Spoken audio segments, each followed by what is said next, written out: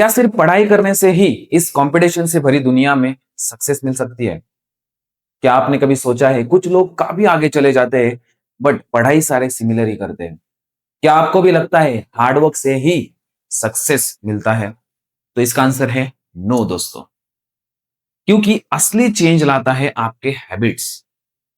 तो इस वीडियो में 6 ऐसे पावरफुल हैबिट के बारे में हम डिस्कस करने जा रहे हैं जो आपकी सोच, आपकी पढ़ाई, आपकी लाइफ सबको चेंज कर सकता है, सबका लेवल अप कर सकता है। तो hello everyone, this is Jagdish. Welcome to my channel. आज की वीडियो में हम डिस्कस करने जा रहे हैं 6 ऐसे पावरफुल हैबिट जो आपकी पूरी लाइफ बदल सकते हैं। तो वीडियो में एंड तक बने रहना, बहुत ही इंफॉर्मेटिव वीडियो रहने वाला है। तो जल्दी से पेन लो, नोटबुक लो, लिखना स्टार्ट करो, जो भी बता रहा हूं उसे इंप्लीमेंट करना स्टार्ट करो। आपकी लाइफ डेफिनेटली बदलने जा रही है। तो पहला हैबिट क्रिटिकल थिंकिंग। क्या आप सोचते हो? क्या आपके सामने सिचुएशन, कोई भी सिचुएशन आती है तो क्या आप उसके बारे में सोचते हो? क्या आपके सामने कोई इंफॉर्मेशन लेके आ रहा है तो आप उसको एनालाइज करते हो या उसे ऐसे ही मान लेते हो?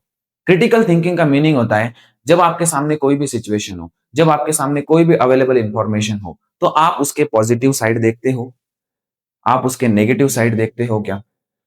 सवाल पूछो खुद से। ओके, क्रिटिकल थिंकिंग का मीनिंग होता है जब आपके सामने कोई भी प्रॉब्लम आता है तो आपको उसके पॉजिटिव पॉइंट लिखने हैं, उसके नेगेटिव पॉइंट लिखने हैं, सोचना है उसके बारे में। क्या पॉजिटिव पॉइंट ज्यादा है तभी उसे आप एक्सेप्ट करना है, राइट?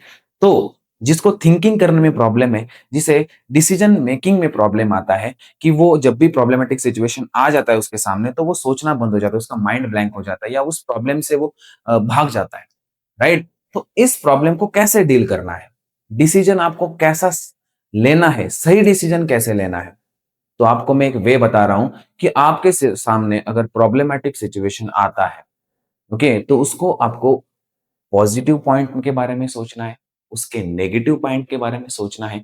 पॉजिटिव पॉइंट आपके अगर ज्यादा है नेगेटिव पॉइंट से तो उसे एक्सेप्ट कर लेना चाहिए। इसे बोलते हैं क्रिटिकल थिंकिंग। क्या ये एबिलिटी आप में है? सोचो इसके बारे में। अगर नहीं है तो उसे डेवलप करना स्टार्ट करो। सबसे पहला, सक्सेसफुल लोग तब बनते हैं जब वो हर एक सिचुएशन को क्रिटिकली सोचते हैं। ओके, दूसरा स्किल है communication skill, strong written and verbal communication for collaboration, right? Communication skill सिर्फ इंग्लिश के रिलेटेड नहीं होता है। कम्युनिकेशन स्किल मतलब आप अपने आप को लोगों के सामने एक्सप्रेस कर पाते हो या नहीं, राइट? इसे बोलते हैं कम्युनिकेशन स्किल। आपके पास बहुत सारा नॉलेज है बट आप उसे एक्सप्रेस ही नहीं कर पाते हो तो उस नॉलेज का क्या फायदा, राइट? तो ये दोनों टर्म में रहेगा, वर्बल भी और रिटन भी। आपको अपने बारे में या किसी पॉइंट को एक्सप्रेस करना होगा तो आपको लिखना भी आना चाहिए, बोलना भी आना चाहिए। जितने भी सक्सेसफुल लोग आज तक हुए हैं उनका कम्युनिकेशन स्किल बहुत स्ट्रांग होता है। कैसे डेवलप कर सकते हो भाई इसको?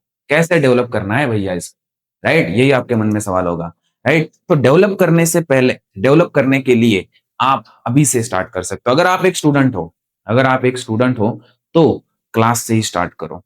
अगर आपके मन में डाउट है एक पर्टिकुलर लेक्चर में, एक पर्टिकुलर पॉइंट के बारे में, तो raise your hand.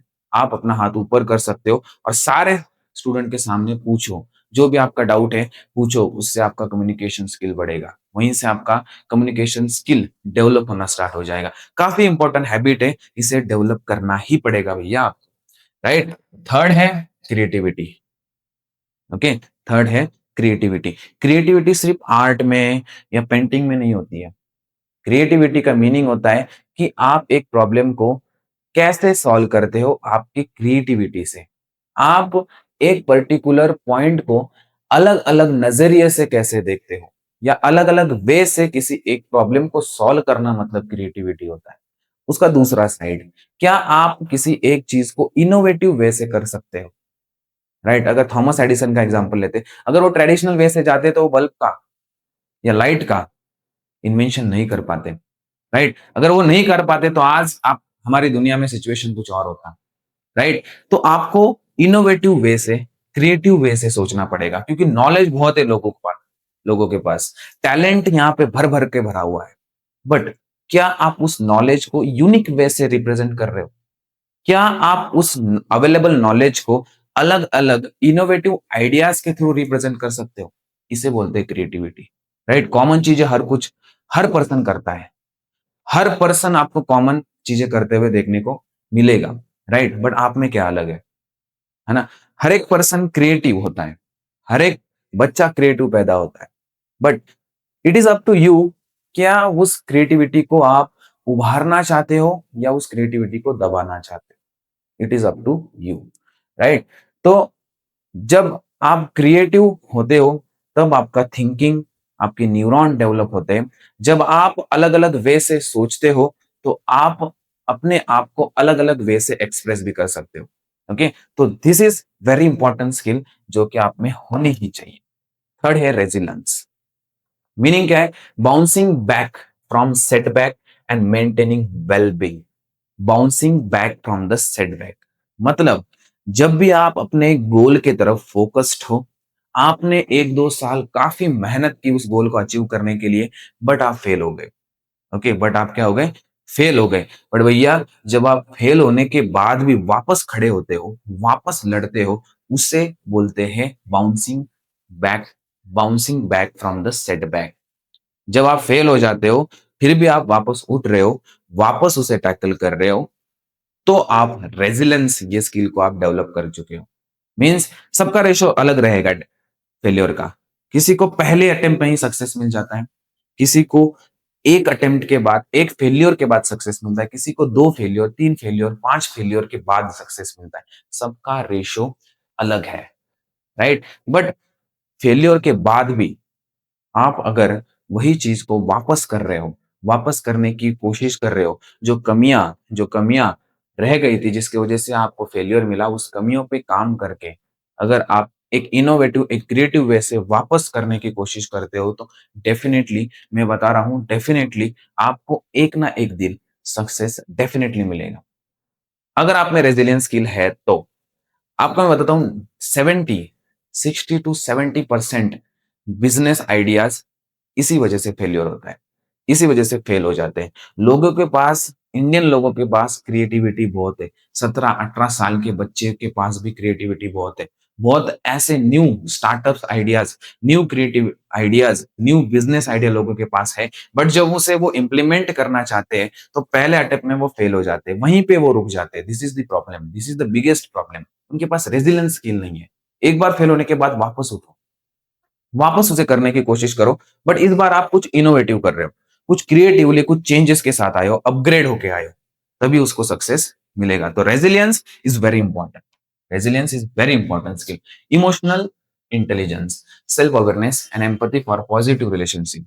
Self emotional intelligence, इसका सिंपल मीनिंग होता है, क्या आप अपने इमोशन को कंट्रोल कर सकते हो? क्या आप अपने इमोशन को कंट्रोल करते हो या उसे रिस्पेक्ट देते हो या नहीं? मीन्स जैसे कि अगर आप एक इंटरव्यू देने जा रहे हो, अगर या आप किसी एग्जाम अटेम्प्ट करने जा रहे हो, तो आप डर जाते हो।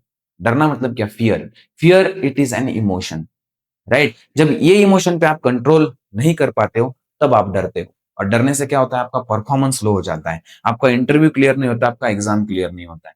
उसी जगह पे अगर आप फियर को कंट्रोल करते हो और कामली इंटरव्यू देने की कोशिश करते हो, कामली एग्जाम अटेम्प्ट करने की कोशिश करते हो, तो डेफिनेटली सिनारियो अलग रहेगा, राइट? तो आपको आपके इमोशन पे कंट्रोल करना आना चाहिए, और इस इरा में स्पेशली आना ही चाहिए। This is a emotional intelligence. Okay,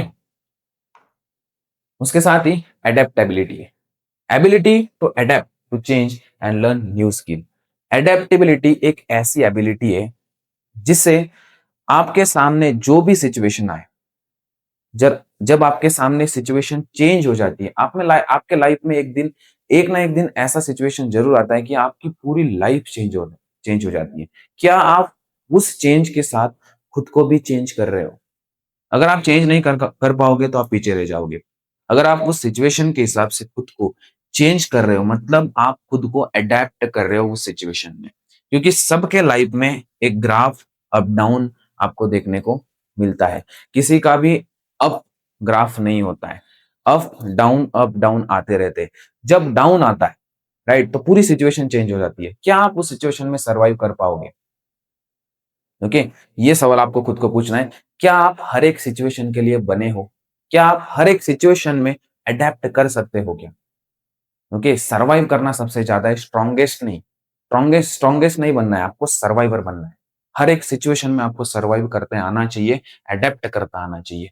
this is adaptability, right? So ये स्किल भी आप में होना चाहिए। Collaboration and teamwork. Collaboration means effective collaboration in diverse team. अगर आपका गोल है बिज़नेसमैन बनना, राइट? क्या आपके आस-पास, आपके 4-5 दोस्त जो भी है, क्या वो बिज़नेसमैन है? अगर वो बिज़नेसमैन नहीं है, तो क्या वो बिज़नेस आइडियाज़ उनके पास है या नहीं? क्या वो बिज़नेस माइंडेड है या नहीं? क्योंकि जब आपको बिज़नेसमैन बनना है, तो आपको वैसे ही ग्रुप में रहना है, वैसे ही टीम में रहना है, जहाँ पे लोग बिज़नेस के बारे में बात करें। क्योंकि वही बातें आपको कंटीन्यूअसली ट्रिगर करेगी एक बिज़नेसमैन बनने के लिए। और एक एक फ़ोकस और एक कंसंट्रेशन वे में आप अपने एक सही डायरेक्शन में रहोगे। क्योंकि आपको कंटीन्यूअसली आपके दोस्त ट्रिगर कर रहे हैं। उसी के बारे में बात हो रही है, जो आप बनना चाहते हो। राइट? मतलब आपके आस-पास आपकी टीम, आपके दोस्त कैसे हैं और आप एक-दूसरे को हेल्प करते हो नहीं। आपका नेचर कोलैबोरेशन वाला और टीम वर्क वाला होना चाहिए। है ना? मतलब अगर आप अकेले हो तो बहुत कुछ कर सकते हो बट कम करोगे बहुत। अगर आपके पास टीम है तो आप बहुत कुछ कर सकते हो दोस्तों। तो कोलैबोरेशन एंड टीम वर्क बहुत ही इम्पोर्टेंट है। राइट? तो इसके साथ ये 6 स्किल आपको डेवलप करनी ही करनी है। ओके? तो आज के वीडियो में बस इतना ही। अगर ये स्किल आप डेवलप कर लेते हो, अगर ये स्किल आप डेवलप कर लेते हो, तो आपको मुझे नहीं लगता कोई भी रोक सकता है, राइट? अगर ये स्किल आप में है, अगर इसे आप डेवलप कर लेते हो, तो अपने आप का एक अपग्रेडेड वर्ज़न आप अपने आप में देख सकते हो, राइट? तो इस वीडियो में बस इतना ही। मिलते हैं अगले वीडियो में। मिलते हैं अगले वीडियो में एक बेहतरीन टॉपिक के साथ। तो आज के लिए बस इतना ही। जय हिंद दोस्तों।